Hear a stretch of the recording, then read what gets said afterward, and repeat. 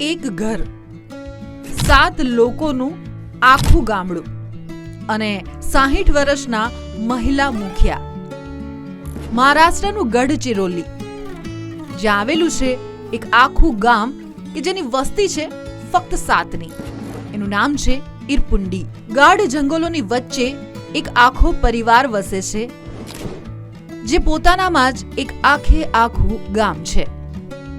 ઈરપુંડી ગઢચિરોલીથી 42 kilometre દૂર ગાઢ જંગલોની વચ્ચે સ્થિત છે.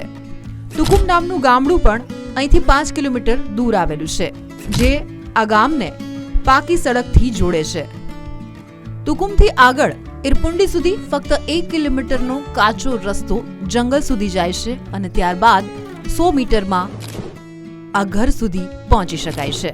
પરિવારના મૂવી 60 વર્ષીય યશોદાબેન પોતાના પરિવાર સાથે પતિના મૃત્યુ બાદ અહીં જ રહે છે અને ખેતીવાડી અને પશુપાલનનો વ્યવસાય કરી જીવન નિર્વાહ ચલાવે છે.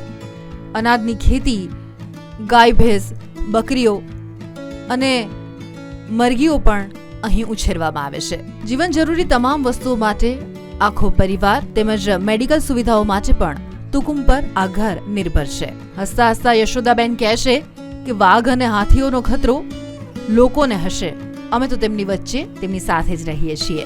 ગઢચિરોલી અને આસપાસના આવા ગાઢ જંગલોમાં આવા 35 જેટલા ગામડાઓ આજે પણ વસેલા છે કે જ્યાંની વસ્તી 100 કરતા પણ ઓછી છે. આવા વિસ્તારોમાં સ્વાસ્થ્ય સેવાઓ, સરકારી યોજનાઓ કે પછી પ્રશાસનિક સુવિધાઓ પહોંચવી પણ અતિ કઠિન છે.